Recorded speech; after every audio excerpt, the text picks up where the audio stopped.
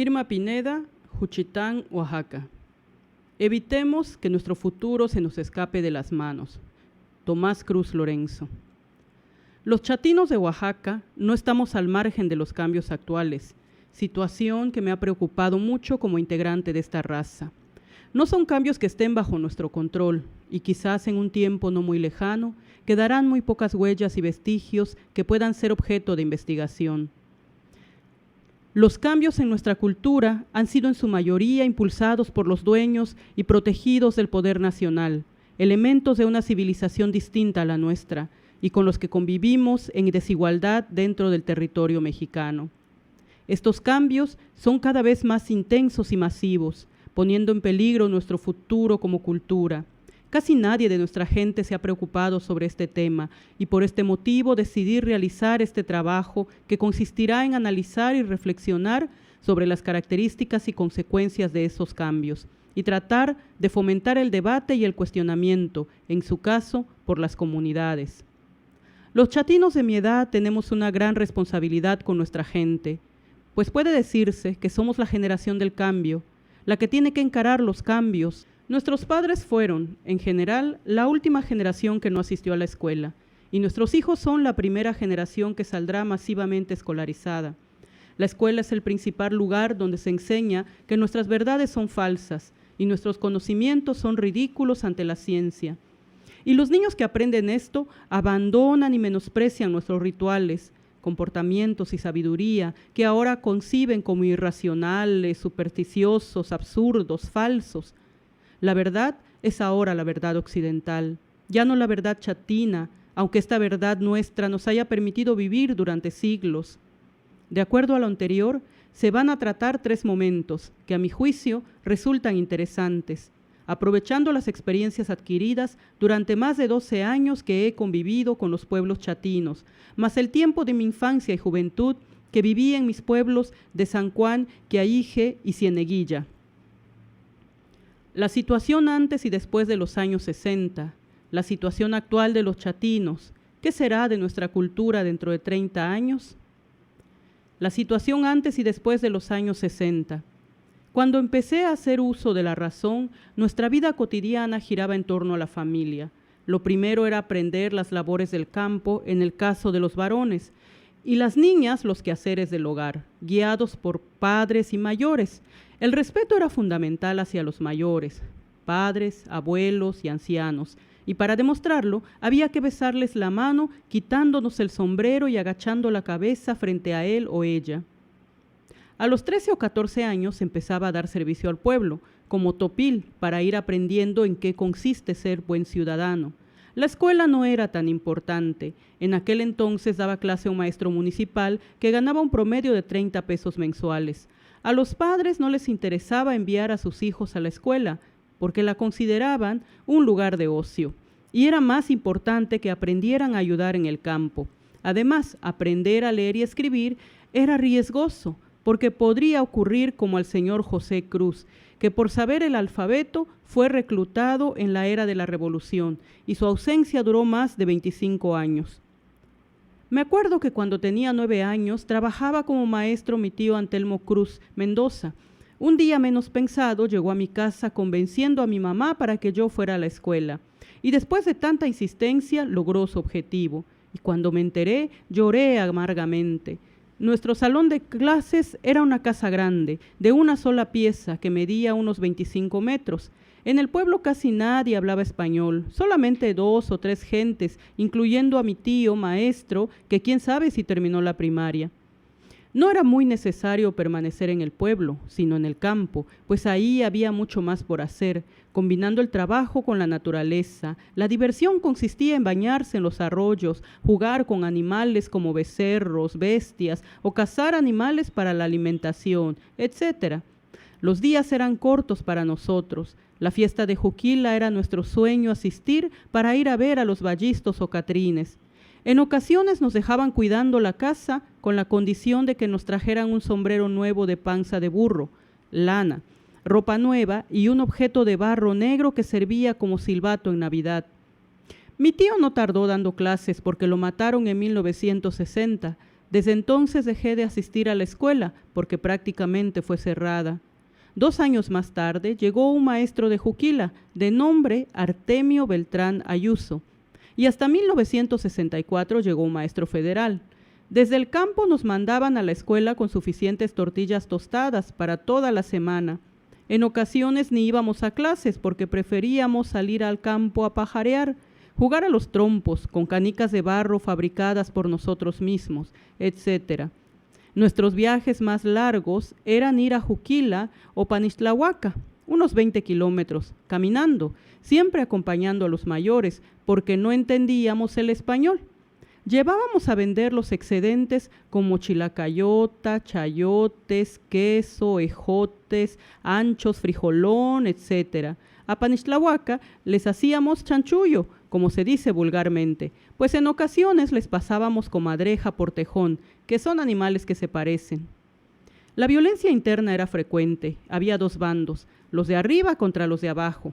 En cada fiesta los pleitos eran rutinarios, y cuando se iniciaban los enfrentamientos, los niños teníamos que refugiarnos en lugares seguros. En ocasiones nos obligaban a participar en actos religiosos, tales como encender velas en los cerros más altos, en las ciénegas y honduras, etc. Cuando alguien de la familia se enfermaba, primero tenía que acudir al brujo. Él decidía qué hacer para que sanara el enfermo. Por otra parte, no se conocía la medicina científica, ni había doctor, por lo que se usaban medicinas naturales y las del brujo. Nuestro vestido era generalmente calzón de manta y camisa de tisú de diferentes colores. Las familias que podían compraban satín para sus camisas. Las mujeres usaban naguas de la misma tela y blusas bordadas. Los primeros que llegaron a usar pantalón fueron fuertemente criticados y ridiculizados. La familia era muy unida y casi nadie permitía que sus hijos salieran de la comunidad, excepto las mujeres que se casaban en otros pueblos, como Panixtlahuaca, Izpantepec o San José Ixtapan. Un señor llamado Enrique Cruz se atrevió a llevar a su hijo Pedro a la ciudad de Oaxaca para estudiar. Ese hecho fue muy comentado. Pedro no tardó, regresó poco después y le apodaron Pedro Oaxaca. El señor Timoteo Orocio, apodado Cuello de Palo por su gran estatura y que fue síndico municipal en la época de Ruiz Cortines, por cuestiones de límites de tierra con los pueblos vecinos, viajó a Oaxaca en varias ocasiones a entrevistarse con las autoridades del estado, y para que no hubiera ningún obstáculo para recibirlo, tuvo que comprar pantalón y zapatos, pues a los empleados no les gustaba que los visitantes llevaran calzón y huarache. Ahora don Timoteo se dedica a viajar y está muy contento porque recuperó la vista que estaba perdiendo. El medio de transporte era equino, los que tenían y los que no tenían pues a pie y a cargar en la espalda. Aguantaban un día de camino cargando hasta más de 50 kilos por persona. Las yuntas no se utilizaban como transporte.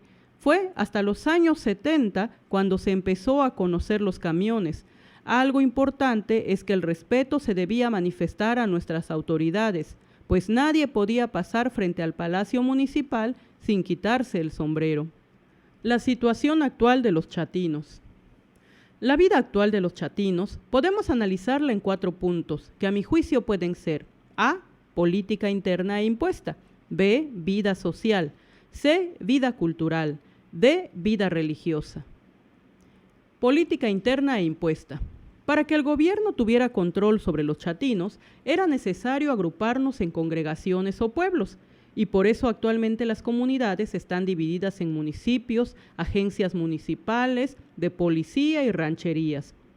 En muchos pueblos aún se conserva la forma tradicional de nombrar a las autoridades, pero en otros ya se está perdiendo la tradicionalidad, copiando modelos ajenos, nombrando a personas que fueron a la escuela sin tomar en cuenta si éstas pueden funcionar de acuerdo a los intereses comunales, y con ello se está relegando a los que por derecho tradicional les toca servir en los distintos cargos.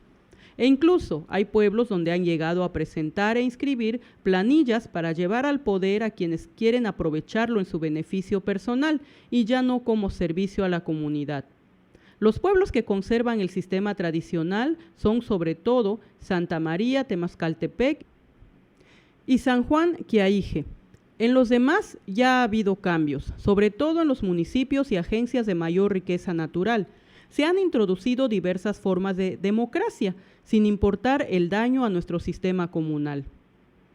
Socialmente, los chatinos viven en armonía porque existen relaciones entre los pueblos. Esto y otras cosas parecen no tener fin, ya que unos dependen de otros económica y socialmente, aunque no deja de haber problemas por conflictos de límites de tierras. Cuando todo era libre, nadie se sentía dueño de la tierra, porque no fue hecha por el hombre, sino por los dioses que forman la propia naturaleza. El intercambio comercial entre los pueblos ha sufrido cambios, pues antes se cambiaba un objeto por otro y ahora se hace por dinero. Los de San Juan viajaban a Juquila y Panixtlahuaca a vender sus productos. Los de Yaitepec son famosos porque en todos lados andan comerciando.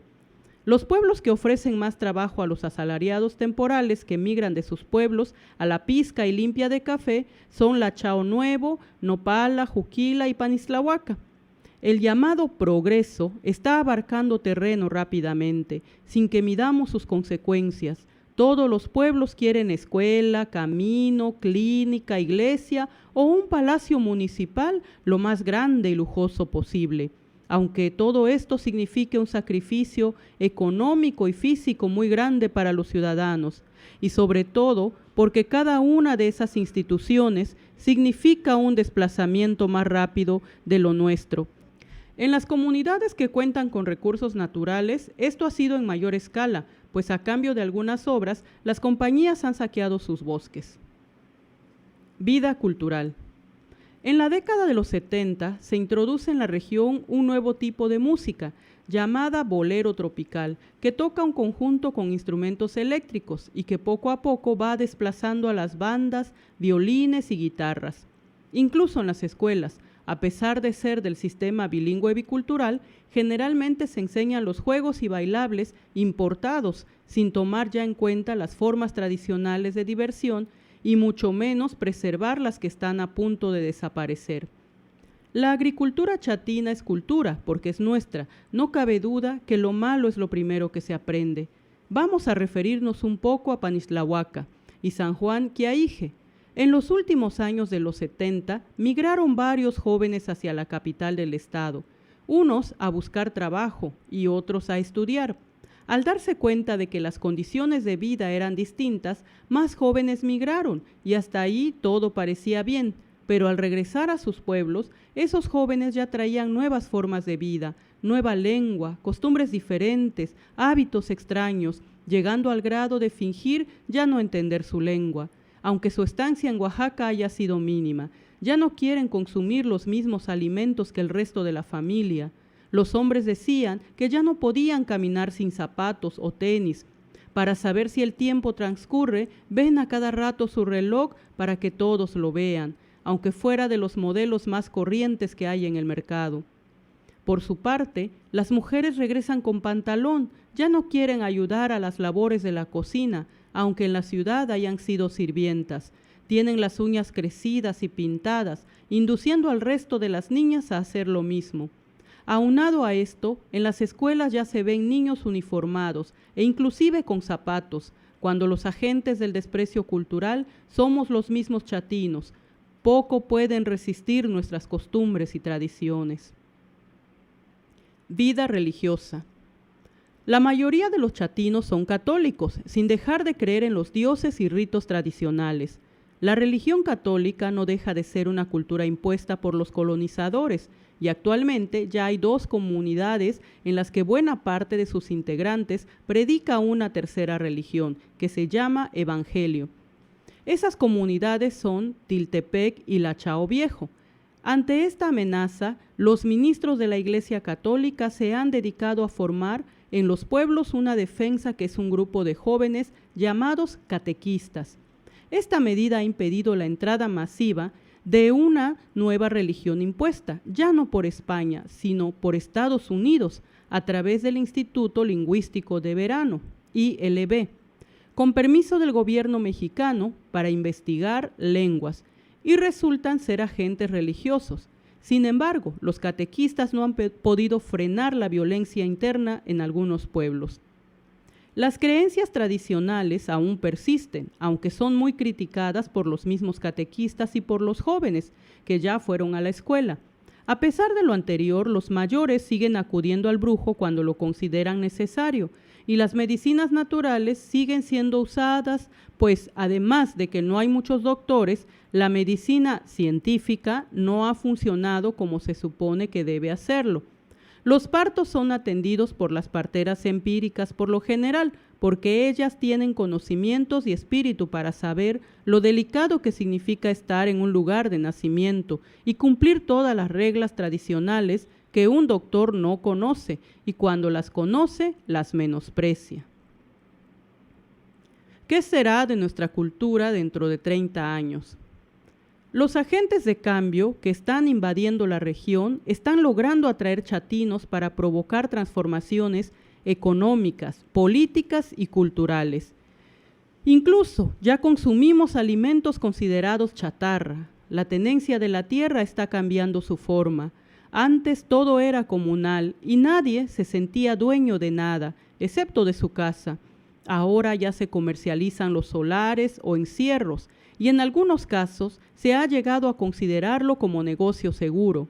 Los pueblos no respetan las colindancias y ya hay agentes que están acaparando considerables extensiones de tierra, aunque en ocasiones no sepan para qué, sin que haya alguien que intervenga para evitarlo. En ocasiones los chatinos ya se sienten cohibidos de identificarse ante la gente llamada de razón. Las nuevas generaciones casi no usan las ropas tradicionales y muchos de los que somos adultos tampoco las usamos. Quizá el medio ya nos absorbió. Los que aprendimos de nuestros antepasados las costumbres y tradiciones ya no queremos enseñarlas a nuestros hijos o ellos ya no quieren aprenderlas y ejecutarlas. Con este estado de cosas, vemos que poco a poco se va alejando o perdiendo lo nuestro, comparable con alguien que emprende un viaje a sabiendas de que nunca va a volver. Algo de nosotros mismos lo estamos destruyendo con apoyo de factores externos, sin que exista la intención de reconstruirlo, por lo que hace falta reflexionar a tiempo y decidirnos a evitar que nuestra desintegración continúe. Todo lo anterior me hace pensar, ¿qué será de aquí a 30 años si no hacemos nada? ¿Qué se habrá hecho con las costumbres y tradiciones? La forma de vestir y de ser, las creencias religiosas, la forma tradicional de nombrar y ser autoridades. ¿Qué porcentaje hablará chatino si para entonces ha habido cambios considerables? ¿Podrá afirmarse que el Estado ha cumplido con la función de integrar a los indios a la vida nacional? Porque ya no seríamos indios. Imaginemos un futuro amargo. Sistema de cargos. Para ser autoridad del pueblo, ya no será necesario haber pasado por los cargos anteriores como topil, mayor, mayordomo, tiquitlato, juez. Será suficiente que hayan ido a la escuela, que negocien el apoyo del poder regional, caciques, o que se afilien a algún partido. Después harán campaña derrochando recursos y promesas. Y lo que contará no será la voluntad de la comunidad, sino la habilidad de los candidatos para engañarla y pasar encima de ella. Los puestos importantes serán peleados por las generaciones escolarizadas o por los maestros que sean de la comunidad.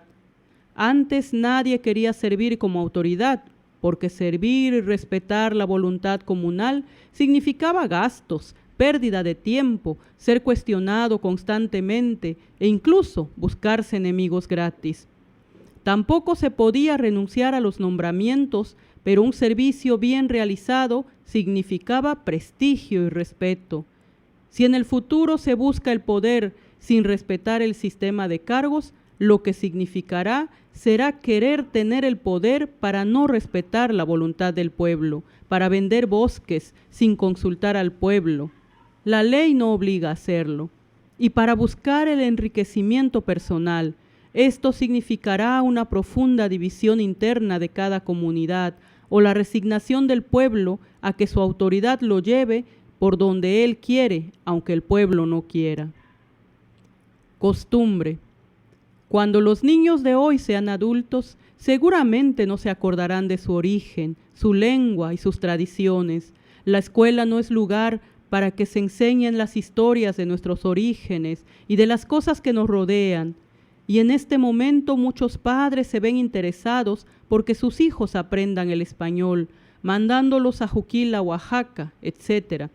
Poco a poco se va relegando la lengua. Los jóvenes no tardarán en menospreciar a sus parientes que no visitan.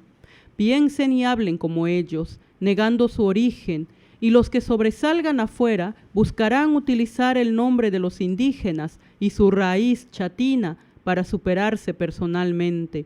Y los ancianos ya no seremos fuente de sabiduría y experiencia, sino simples desechos anticuados, incapaces de producir, y seremos considerados una pesada carga si no nos podemos alimentar con el producto de nuestro trabajo. Religión. La Iglesia Católica tendrá menos problemas con nosotros, pues ya no será necesario utilizar intérpretes para transmitir su mensaje.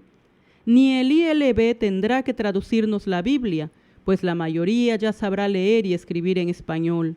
La tradición de creer en la naturaleza como parte integrante del hombre y respetar a los dioses naturales como el sol, la luna, la lluvia, los cerros, etc., estará prácticamente abandonada.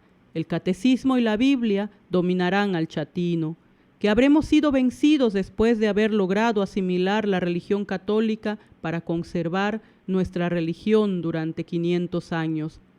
La verdad religiosa se la disputarán los protestantes a los católicos, provocando seguramente conflictos armados. Los rituales tradicionales serán sustituidos por fiestas sin mayor significación, como cumpleaños o 15 años.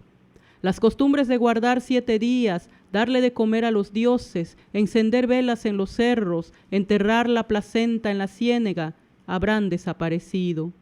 Tal vez sobrevivan las chilenas para diversión de los mestizos. Nuestra sabiduría, al no estar escrita, será cuestionada por las nuevas generaciones y tal vez vuelvan a considerarla obra del mal. Las parejas que se juntan en matrimonio ya no guardarán 13 días, ni serán llevados por sus padrinos a bañarse en la madrugada, etc. Solo se concretarán a casarse por la iglesia y por la ley y a hacer fiestas copiadas del exterior. Sería muy largo pensar en lo que pasaría si nos quedamos con los brazos cruzados.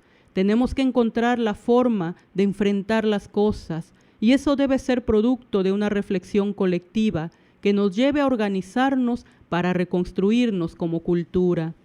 Tenemos que hacer análisis muy profundos y pronto. Ojalá que estas incompletas reflexiones y presentimientos sirvan para que otros chatinos o indios de otras razas profundicen en las consecuencias de los cambios y nos organicemos para enfrentarlos. No le pido al Estado o gobierno que nos haga rescate o que nos siga rescatando. Lo que hago es un llamado a los indios para que no permitamos que nuestra cultura se nos vaya de las manos por falta de organización y análisis.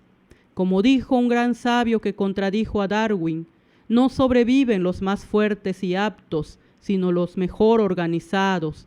Siguiendo una canción, solo le pido a los chatinos que el futuro no nos sea indiferente.